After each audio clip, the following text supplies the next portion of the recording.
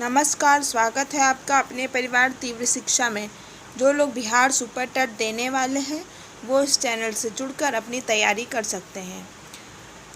जिन लोगों का सब्जेक्ट हिंदी है और वो 9th 10th या 11th 12th में हिंदी सब्जेक्ट से फॉर्म भरने वाले हैं वो इस चैनल की प्लेलिस्ट में एक बार ज़रूर विज़िट करें। और हिंदी के बहुत ही शॉर्ट में हमने प्लेलिस्ट बना रखी है जिसमें हिंदी साहित्य का निचोड़ कराया जा रहा है।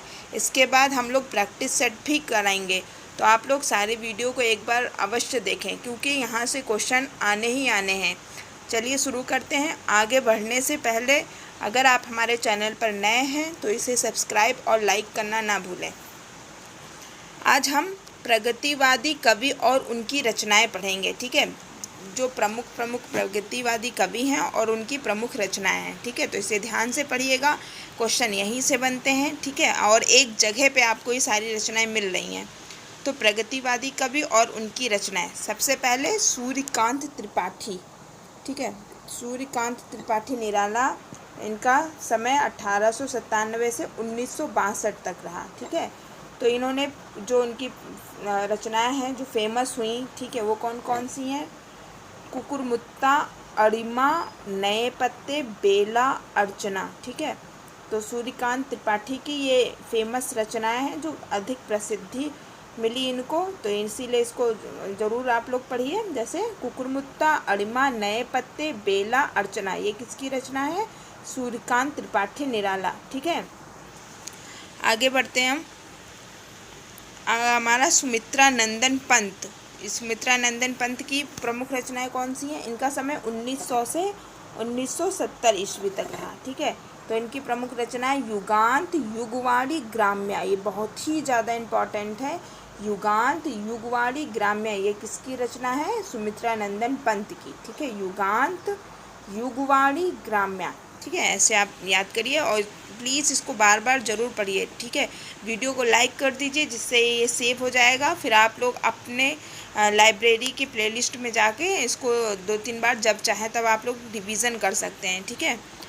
आगे बढ़ते हैं हम। नरेंद्र शर्मा की प्रमुख रचनाएं, नरेंद्र शर्मा की प्रमुख रचनाएं, इनका समय 1913 से 1989 ईस्वी तक है। तो इनके प्रमुख रचनाएं क्या हैं? प्रवासी के गीत, ठीक है। पलाश वन, मिट्टी और फूल, अग्निशय, ठीक है। तो ये किसकी रचना है? नरेंद्र शर्मा की, ठीक है। प्रवासी के गीत, पलाश वन, मिट्टी और फूल, अग्निशय। नेक्स्ट है हमारे रामेश्वर शुक्ल अंचल, ये सारे प्रगतिवादी कवि हैं। तो आप लोग एक क्वेश्चन ऐसे बन सकता है, निम्न में से कौन प्रगतिवादी कवि है, उनमें से छांटना होगा, या इनमें से कौन सा प्रगतिवादी कवि नहीं है, ठीक है। तो ये थोड़ा सा आप लोग अच्छे से पढ़िएगा। तो रामेश्वर शुक्ल अंचल भी प्रगतिवादी कवि हैं। इनका समय 1915 से 1996, ठीक है। तो इनकी रचनाएं क्या है? किरण वेला, लाल चुनर, ठीक है। किरण वेला, लाल चुनर, ये रामेश्वर शुक्ल अंचल की रचनाएं हैं। आगे रामधारी सिंह दिनकर की कौन सी रचना है? तो बहुत ही इम्पोर्टेंट, कुरुक्षेत्र, रश्मि रथी, परशुराम की प्रतीक्षा, ये तीनों रामधारी सिंह दिनकर की इम्पोर्टेंट रचनाएं हैं। आगे बढ़ते हैं। बालकृष्ण शर्मा, नवीन के नाम से इनको जाना जाता है। इनकी प्रमुख रचनाएं कुमकुम, अपलक, रश्मि रेखा, क्वासी, ये बालकृष्ण शर्मा, क्वासी, रश्मि रेखा, अपलक, कुमकुम, ठीक। इसके बाद जगन्नाथ प्रसाद मिलिंद की कौन सी रचना है? तो बलिपथ के गीत, भूमि की अनुभूति, पंखुड़ियाँ, ये जगन्नाथ प्रसाद मिलिंद क्या है? बलिपथ के गीत, भूमि की अनुभूति, पंखुड़ियाँ, ठीक है। इसके आगे बढ़ते हैं हम लोग। तो केदारनाथ अग्रवाल की प्रमुख रचनाएं, ठीक है। इनका समय 1911 से सन 2000 तक। और केदारनाथ अग्रवाल की प्रमुख रचना युग की गंगा, ठीक है। तो केदारनाथ से गंगा निकली है ना वहीं पे, तो युग की गंगा, लोक तथा आलोक, ऐसे भी लोक और आलोक, फूल नहीं रंग बोलते हैं, ठीक है। आप केदारनाथ में जाएंगे तो वहाँ फूल नहीं बोलेंगे, वहाँ के प्रकृति सुंदरता ये सब बोलेंगे। तो इसी तरह आप ट्रिक लगा के याद कर लीजिए। और नींद के बादल, नागार्जुन की प्रमुख रचनाएं कौन कौन सी हैं? तो आप लोग ध्यान रखिए। युगधारा, प्यासी पथराई आँखें, ये एक है सतरंगी पहाड़ों वाली, तुमने कहा था, तालाब की मछलियाँ, हजार हजार बाहों वाली, पुरानी जूतियों का। ठीक है, तो ये नागार्जुन की प्रमुख रचना है। क्या है? युगधारा, प्यासी पथराई आँखें, सतरंगी पहाड़ों वाली पंखों वाली, तुमने कहा था, तालाब की मछलियाँ, हजार हजार बाहों वाली, पुरानी जूतियों का, कोरस, भस्मासुर, खंडकाव्य। ठीक, आगे है रागे राघव, इनकी प्रमुख रचनाएं अजय खंडहर, मेधावी, पांचाली, राह के दीपक, पिघलते पत्थर। ठीक है, इसके बाद शिवमंगल सिंह सुमन, हिल्लोल, जीवन के गान, प्रलय सृजन। ठीक है, क्या है? हिल्लोल, जीवन के गान, प्रलय सृजन, ये शिवमंगल सिंह सुमन की रचनाएं हैं। आगे उदय शंकर भट्ट की क्या रचना है? तो अमृत और विष, उदय शंकर भट्ट। ठीक है, शंकर ने अमृत भी पिया और विष भी पिया। ठीक है, इसी तरह याद कर लिए, उदय शंकर भट्ट, अमृत और विष। राम विलास शर्मा, रूप तरंग। ठीक है, राम का रूप जो है तरंगों की भांति है ऐसे। माखनलाल चतुर्वेदी, मानव। त्रिलोचन, मिट्टी की बात और धरती।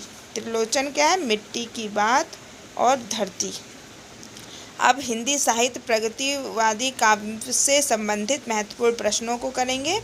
देखते हैं, पहला प्रश्न है, ऐसे प्रगतिवादी कवि जो बड़े कवि तो नहीं बन पाए किंतु बड़े आलोचक बन गए, कौन है? रामविलास शर्मा, इनको बहुत बड़ा आलोचक माना जाता है। तो ऐसे प्रगतिवादी कवि जो बहुत बड़े कवि तो नहीं बन पाए किंतु बहुत बड़े आलोचक बन गए, वो रामविलास शर्मा है। नेक्स्ट है, लंदन में गठित भारतीय प्रगतिशील लेखक संघ का नेतृत्व किसने किया?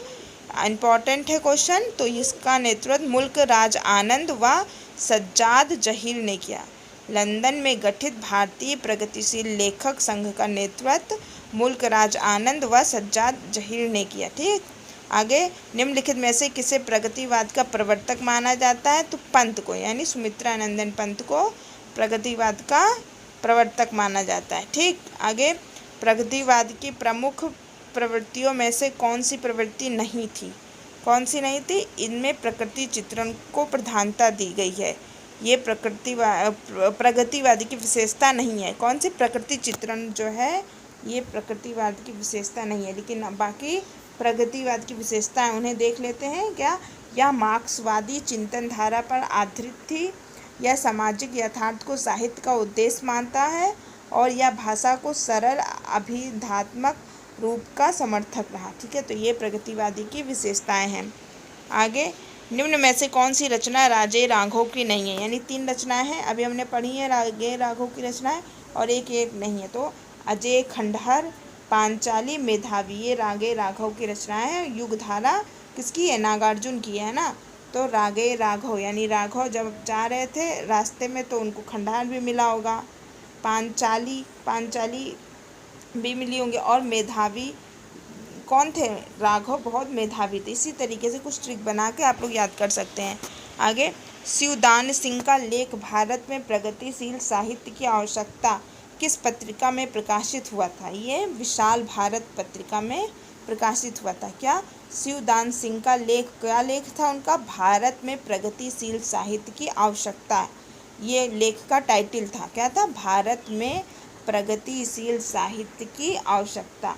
ये किस में प्रकाशित हुआ था? तो ये विशाल भारत नाम की पत्रिका में। आगे तार सप्तक का प्रकाशन कब हुआ? तो 1943 में तार सप्तक का प्रकाशन हुआ। ठीक है, आगे आंगन के प्यार द्वार काव्य संग्रह कितने खंडों में विभक्त है? ये 3 खंडों में। आंगन के पार द्वार 3 खंडों में विभक्त है। ठीक, ये काव्य संग्रह है। आगे बढ़ते हैं। दुख सबको मांझता है, किसने कहा? ये कथन आगे का है। ठीक है, इनका पूरा नाम हीरानंद सच्चिदानंद आगे। तो दुख सबको मांझता है, ये आगे का कथन है। आगे सन 1947 में आगे ने किस पत्रिका का संपादन किया जिसके माध्यम से प्रयोगवादी काव्य आंदोलन को शक्ति मिली? कौन सी पत्रिका का? प्रतीक पत्रिका का आगे ने संपादन किया। कौन सी? प्रतीक पत्रिका। आगे धर्मवीर भारती की रचनाएं किस सप्तक में प्रकाशित हुई थी? ये दूसरा सप्तक, ठीक है, दूसरा तार सप्तक था, इसमें धर्मवीर भारती की रचनाएं प्रकाशित हुई थी। आगे, समकालीन समीक्षा में अस्तित्ववादी किसे घोषित किया गया? आज्ञेय को, ठीक है, आज्ञेय को अस्तित्ववादी, ठीक है, इन्होंने ही तार सप्तक की प्रकाशित किया, संपादन किया। आगे, मैं प्रयोगवाद का अगुवा नहीं पिछलगुआ हूँ, उपयुक्त कथन किसका है? ये दिनकर का है। ये कौन दिनकर? इनका पूरा नाम रामधारी सिंह दिनकर, ठीक है। मैं प्रयोगवाद का अगुवा नहीं पिछलुआ हूँ, ठीक है, यह किसका कथन है? दिनकर का। नेक्स्ट, प्रयोगवाद का सबसे बड़ा दोष क्या था? इसका सबसे बड़ा दोष लोक कल्याण की उपेक्षा की गई इसमें, ठीक है, यही दोष था। बाकी गुण कौन कौन से थे ये पढ़ लेते हैं। नवीन के प्रति अतिशय मोह, रूढ़ियों का विरोध करना और नए प्रतीकों का सर्वथा अभाव, ये इसका क्या था? गुण था। आगे, भवानी प्रसाद मिश्र की कविताओं को किस सप्तक में स्थान मिला? तो दूसरा, ठीक है, धर्मवीर भारती की भी कविताओं को दूसरे में रखा गया और भवानी प्रसाद मिश्र की भी कविताओं को दूसरे में रखा गया, ठीक है। आगे ख़त्म होते हैं हमारे प्रश्न, ठीक है। तो आपको कैसे लगे ये सारे क्वेश्चन? आप लोग इसे ज़रूर से ज़रूर पढ़िए। धन्यवाद, और वीडियो को लाइक शेयर भी कर दिया करिए।